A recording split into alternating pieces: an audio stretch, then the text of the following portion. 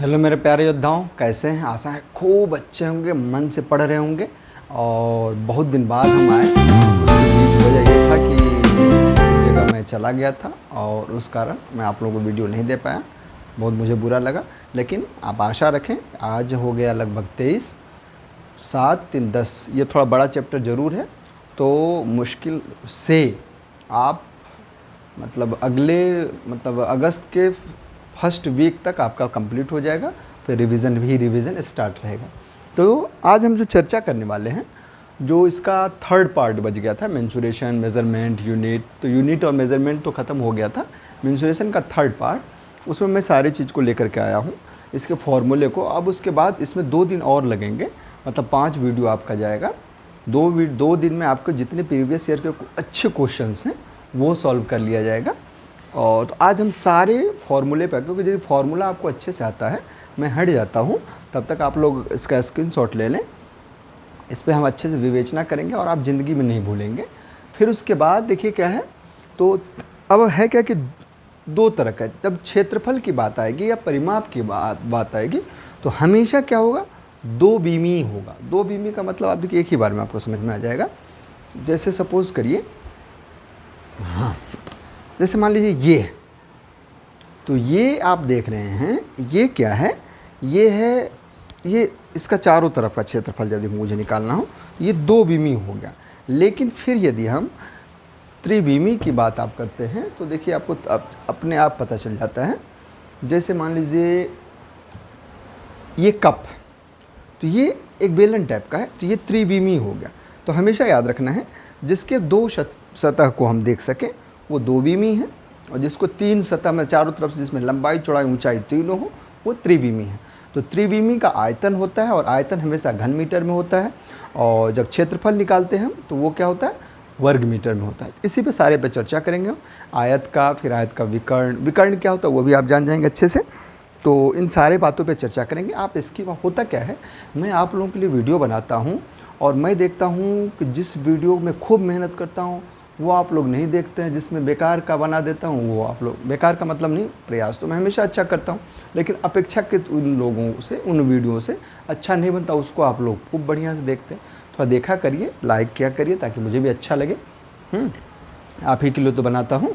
चलिए, तो हम चर्चा करते हैं।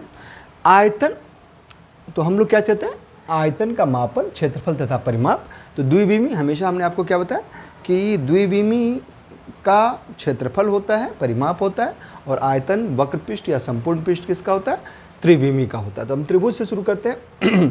त्रिभुज का मैं यहाँ प्रकार भी लिखा हूँ, आप यहाँ से ध्यान दें। त्रिभुज क्या होता है, कितने प्रकार का होता है, इस पर थोड़ा सा चर्चा कर लें, फिर उसके बाद हम लोग आएंगे। अब फिर यहाँ भी चर्चा करेंगे तो रिवीजन हो जाएगा। त्रिभुज, जैसे मान लीजिए ये त्रिभुज है, ध्यान देंगे आप, समझ में आ जाएगा।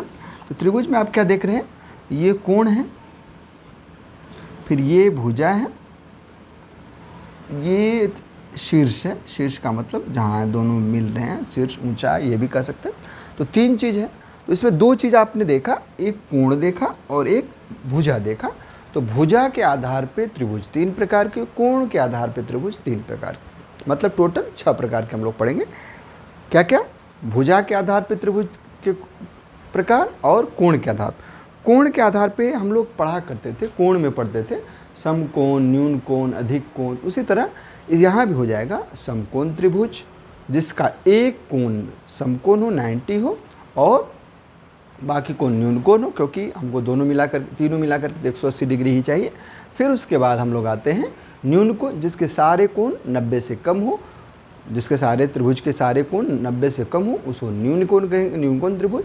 अधिक कोण त्रिभुज, जिसका एक कोण समकोण से ज़्यादा, मतलब 90 से ज़्यादा, बाकी 2 कोण न्यून कोण हो, उसे हम न्यून कोण त्रिभुज कहते हैं। फिर हम भुजा के आधार पे आते हैं। ये कोण के आधार पे था, भुजा के आधार पे था, जिसके तीनों भुजाएं बराबर हो और प्रत्येक कोण 60 डिग्री का हो, उसे हम कहते हैं समबाहु त्रिभुज। सम मतलब बराबर, बाहु मतलब भुजा, जिसकी सारी भुजाएं आपस में बराबर हो, उसे हम समबाहु त्रिभुज कहते हैं। उसके बाद आता है समद्विबाहु, जिसकी 2 भुजाएं बराबर हो, उसे समद्विबाहु त्रिभुज कहते हैं। समबाहु, फिर समद्विबाहु, फिर उसके बाद आता है विषम बाहु। विषम बाहु मतलब जिसकी कोई भी भुजा आपस में बराबर नहीं। तो ये जो मैं त्रिभुज का क्षेत्रफल लिखा हूँ, इसलिए मुझे इसका बताना पड़ा।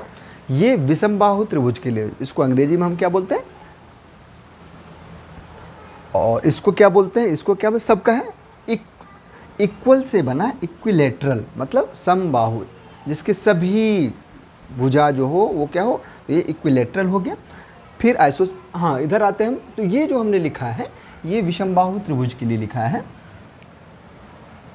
S इंटू एस माइनस ए, एस माइनस बी, एस, इसकी सारी भुजाएं आपस में अलग अलग हो, आपस में बराबर न हो, और वहाँ S क्या होता है, सारी भुजाओं का योग में हम 2 से भाग दे देते हैं तो वो S हो जाता है। तो ये हो गया। और बाकी त्रिभुज के लिए वो आइसोसेल्स हो, उसके लिए हमारा यही सूत्र लगता है। क्या लगता है, 1/2 आधार गुनी ऊंचाई मतलब।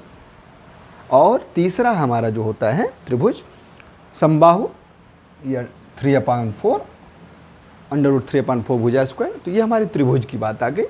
अब त्रिभुज में हमेशा याद रखना है कि उसका, जैसे त्रिभुज है तो यदि उसका परिमाप निकालना है तो परिमाप क्या होता है, तीनों भुजाओं का योग जो होगा वही हमारा परिमाप होता है। फिर हम लोग आते हैं आयत। आयत को आप जानते हैं, आप क्या कहते हैं, ये क्वाड्रिलेटरल का टाइप्स है। क्वाड्रिलेटरल में हम बहुत सारी चीज़ पढ़ेंगे। क्वाड्रिलेटरल में हमने आयत पढ़ा है, स्क्वायर पढ़ना है, फिर ट्रेपेजियम ये समलम चतुर्भुज पढ़ना है, फिर समांतर चतुर्भुज पढ़ना है, फिर सम चतुर्भुज पढ़ना है। सबका अंग्रेज़ी भी मैं लिख दिया हूँ। वैसे अंग्रेज़ी से मेरा दूर दूर का नाता नहीं रहा था, लेकिन अब धीरे धीरे बनाने लगा हूँ। समलम को हम ट्रेपेजियम कहते हैं, समांतर को हम पैरेललोग्राम कहते हैं, और सम चतुर्भुज को रोम्बस कहते हैं। इन सारे चतुर्भुजों का क्षेत्रफल में हुआ क्या कि क्रम से मैं नहीं लिख पाया, लेकिन कोई बात नहीं, मैं सब समझा देता हूँ। तो आयत का क्षेत्रफल जो होता है, आयत क्या होता है, जैसे ये देखिए आपको अच्छे से समझ में आ जाएगा। ये आयताकार है, इसमें लंबाई, ये लंबाई इस लंबाई के बराबर, ये चौड़ाई इस चौड़ाई के बराबर। और आप क्या देखेंगे कि ये कोण 90, ये कोण मतलब ये कोण जो है 90, ये कोण 90, ये कोण 90, ये कोण 90, सारे कोण 90। और एक चीज़ होता है, यहाँ से हम जो ये लाइन खींचें और इस लाइन, इसको कहते हैं हम लोग विकर्ण। ये विकर्ण भी आपस में बराबर होते हैं। तो हम लोग चर्चा कर रहे थे आयत का। तो आयत का क्षेत्रफल जो होता है वो लंबाई और चौड़ाई, क्योंकि लंबाई होती है और चौड़ाई होती है, लंबाई और चौड़ाई का गुना कर देते हैं तो हमारा आयतन क्षेत्रफल निकल जाता है। अब आप देखेंगे, फिर से मैं इसको ला रहा हूँ। अब देखिए, अब कह रहा है कि इसका परिमाप, परि मतलब होता है बाहर, माप मतलब मापना। वैसे इसके बाहर को चारों तरफ मापेंगे तो क्या होगा, तो एक बार मापे लंबाई, फिर एक बार चौड़ाई, फिर एक बार लंबाई, फिर एक बार चौड़ाई। तो एक चौड़ाई, एक चौड़ाई, दो चौड़ाई, एक लंबाई, एक लंबाई, दो लंबाई, दो लंबाई प्लस चौड़ाई, तो वही है 2 इंटू लंबाई प्लस चौड़ाई, 2 लंबाई और 2 चौड़ाई। आयत का विकर्ण जो होता है ये विकर्ण है। तो अब आप क्या देखेंगे, ये समकोण त्रिभुज बन गया। तो समकोण त्रिभुज का क्षेत्रफल क्या होता है, ये आपको पता ही है। समकोण त्रिभुज का ये विकर्ण क्या होता है, तो लंबाई स्क्वायर प्लस चौड़ाई स्क्वायर। ये चौड़ाई है, ये लंबाई स्क्वायर, तभी तो h निकालते थे आप, l square plus b square, तो वही है। तो ये लंबाई और चौड़ाई का विकर्ण और अंडर रूट निकाल लेते हैं, तो ये हमारा निकल जाता है विकर्ण। अब हम आते हैं वर्ग पे। अब इसी को हम कहाँ से, वर्गाकार बुक तो होगा ही हमारे पास, हाँ यस,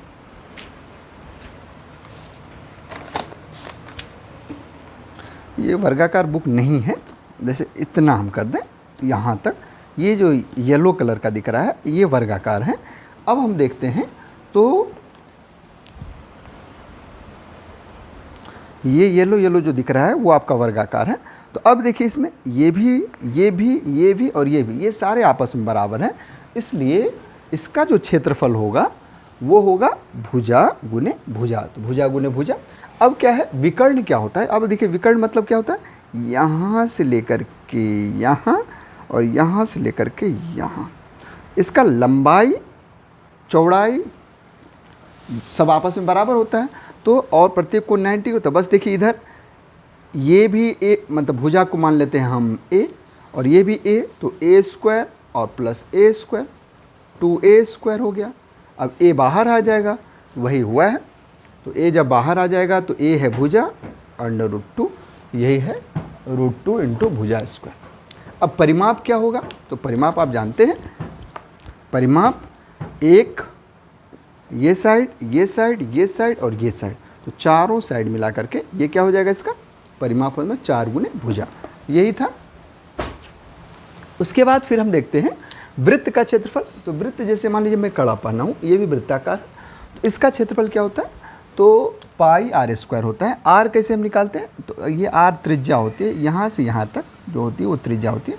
और हमेशा याद रखना है जीवा, जीवा मतलब होता है जो एक सिरे से दूसरे सिरे को वृत्त को काटती है, तो ये इसकी जीवा है। और वृत्त की सबसे बड़ी जो जीवा होती है वो क्या होती है, डी होती है, व्यास।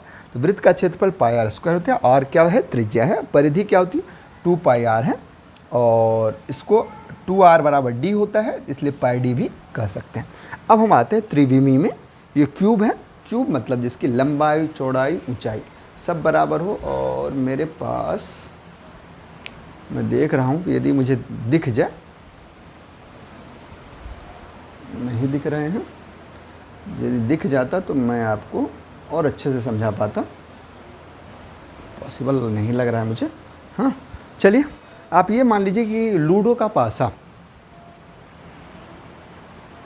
मुझे दिख नहीं रहा है, दिख जाता तो मैं आपको अच्छे से बता पाता।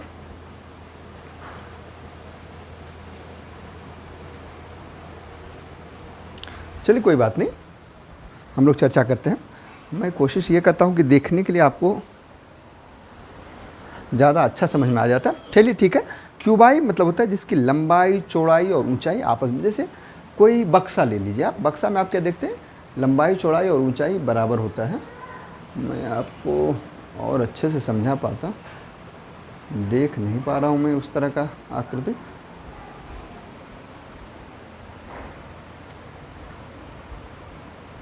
ये भी है, इसको आप हाफ मान लीजिए। देखिए ये यहाँ से, ये यहाँ, यहाँ और यहाँ, तो ये जो देख रहे हैं इतना वाला भाग, ये क्या है, इसका लंबाई चौड़ाई ऊंचाई इसकी आपस में बराबर। तो जिसकी लंबाई चौड़ाई और ऊंचाई तीनों बराबर हो उसे हम क्या कहते हैं, उसके हम वर्ग, मतलब उसे हम क्या कहते हैं, घन कहते हैं।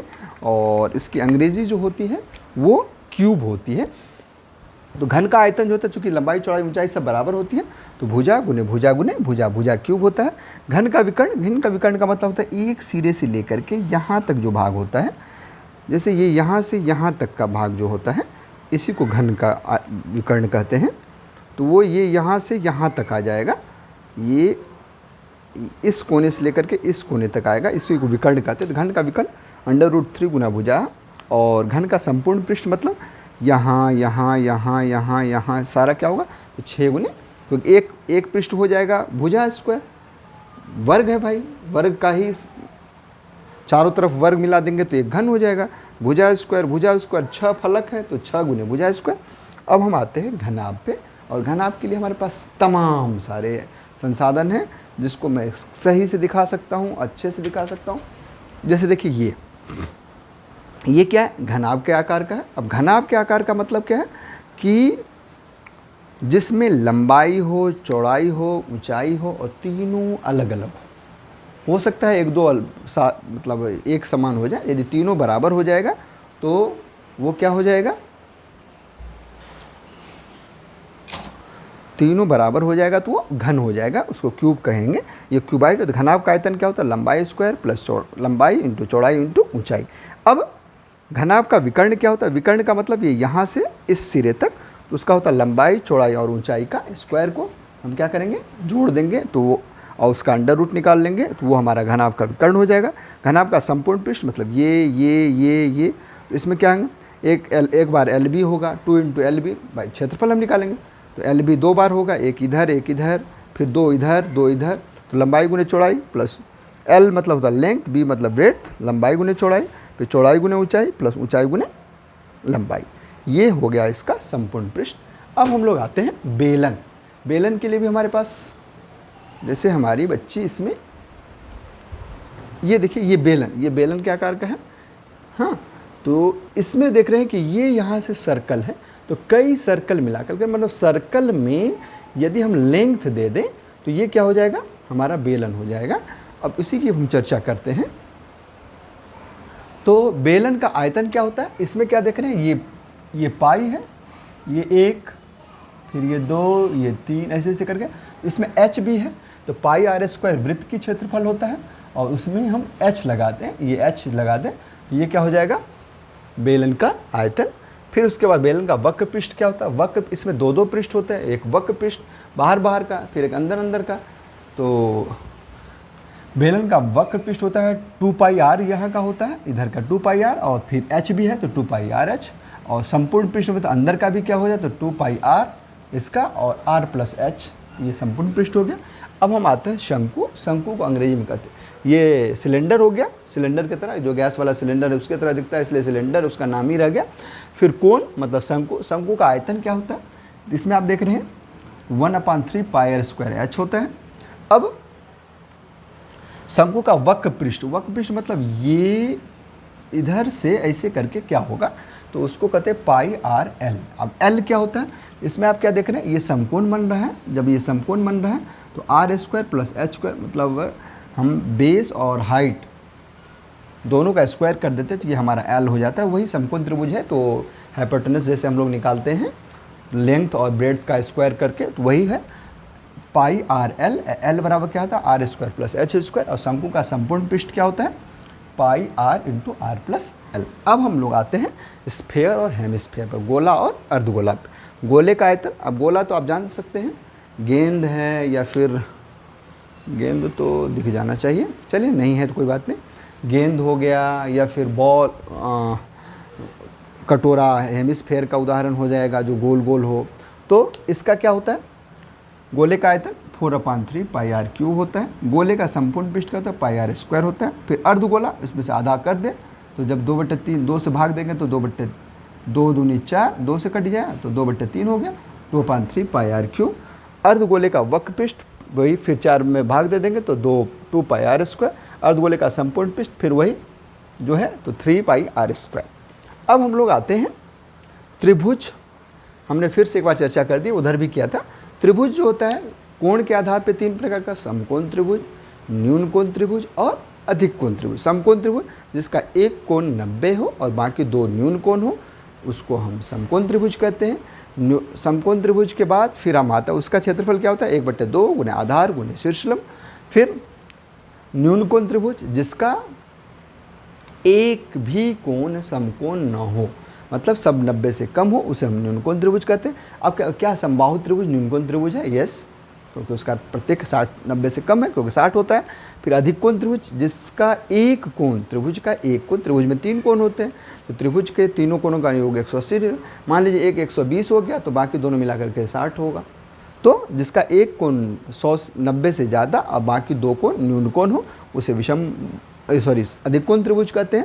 अब हम आते हैं समबाहु। समबाहु मतलब इक्विलेटरल, जिसकी सारी भुजाएं आपस में, बाहु मतलब भुजा, सम मतलब बराबर, जिसकी सभी भुजाएं बराबर हो उसे समबाहु त्रिभुज कहते हैं। समद्विबाहु जिसकी सम मतलब बराबर, द्वि मतलब 2, बाहु मतलब भुजा, जिसकी 2 भुजाएं आपस में बराबर हो उसे समद्विबाहु त्रिभुज कहते हैं। विषम बाहु जिसकी कोई भी भुजा आपस में बराबर नहीं हो उसे हम विषम बाहु त्रिभुज कहते हैं। विषम बाहु त्रिभुज के लिए जो सूत्र है वो S × S - A। ये हीरो नाम का एक मैथमेटिशियन था और इसलिए इसको हीरो सूत्र भी बोलते हैं, हीरो फार्मूला भी बोलते हैं। हेरोन करके था, चलिए हीरो ही मानिए, अपने हीरो वाला, साइकिल वाला हीरो, बाइक वाला हीरो, चलिए ठीक। तो अब हम मानते हैं हेरोन करके था, HERROWN करके था, हीरो फार्मूला इसलिए इसको कहते हैं। फिर हम आते हैं अब क्वाड्रिलेटरल पे। अब चतुर्भुज में भी आयत और वर्ग हम लोग यहाँ मेंशन कर चुके हैं, तो इस पे चर्चा ना करें। आयत में देख रहे हैं सारी भुजाएं जो होती है, मतलब आमने सामने की भुजाएं आपस में बराबर होती है, प्रत्येक को 90 होता है और उसके जो विकर्ण होते हैं वो आपस में बराबर होते हैं। फिर हमने आपको बताया था वर्ग में हमने इसका उदाहरण दिया था, जिसकी प्रत्येक को 90 हो, सारी भुजाएँ बराबर हो, उसे हम वर्ग कहते हैं। अब हम वर्ग को और आयत को पढ़ चुके हैं। अब हम लोग आते हैं समलंब चतुर्भुज, ट्रेपेजियम जिसको बोलते हैं आप। इसमें क्या होता है ट्रेपेजियम में कि इसका क्षेत्रफल जो होता है, समांतर भुजा जो, इसमें 2 समांतर भुजा होते हैं तो दोनों समांतर भुजाओं का योग और 1/2 और उन्हें ऊंचाई, ये समलंब चतुर्भुज का क्षेत्रफल होता है। अब समलंब चतुर्भुज के बाद हम लोग आते हैं समानांतर चतुर्भुज या समांतर चतुर्भुज एक ही बात है। तो समांतर चतुर्भुज जिसको पैरेलल होगा, पैरेलल मतलब हो गया समांतर, और पैरेललोग्राम समांतर चतुर्भुज। इसमें क्या होता है 1/2 गुने सॉरी इसमें क्या होता है आधार और ऊंचाई होता है, क्योंकि आधार मतलब ये बेस हो गया और ऊंचाई ये, तो यही इसका क्षेत्रफल निकाल जाता है। ये हो गया इसका h और ये हो गया इसका बेस, तो बेस आधार गुने ऊंचाई होता है। अब हम आते हैं समचतुर्भुज। रोम्बस क्या होता है, रोम्बस जैसे आयत है तो आयत की सारी, वर्ग है तो वर्ग में क्या होती है सारी भुजाएं बराबर होती हैं।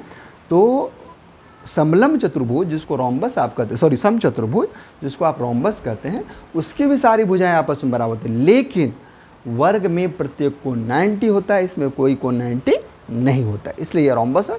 इसमें क्या होता है समचतुर्भुज का विकर्ण, तो विकर्णों का गुणनफल होता है 1/2 गुना विकर्णों। अब इसकी विकर्ण कैसे हम विकर्ण से हम भुजा कैसे निकालें, तो 1/2 d1 का स्क्वायर और d2 का स्क्वायर, ये सारे हमने फॉर्मूले पढ़ डाले, द्विमीमी का भी त्रिमीमी का। इससे आगे आपका कोई भी फॉर्मूला नहीं आएगा। अब हमारे 2 वीडियो में इससे रिलेटेड जो भी प्रीवियस ईयर के क्वेश्चन है जो इम्पॉर्टेंट है उसको मतलब जो ज़्यादा पूछे जाते हैं जिस तरह के, उस पर चर्चा करेंगे। तो मुझे लगता है कि एक दिन में मान लीजिए 15-20 क्वेश्चन को हम करते हैं तो 2 दिन में हमारे 30 से 40 क्वेश्चन आ जाएंगे, तो 30 से 40 क्वेश्चन पर्याप्त है। तो मिलते हैं कल हम इसके प्रीवियस ईयर क्वेश्चन के साथ, तब तक के लिए खूब मन से पढ़िए, लगे रहिए।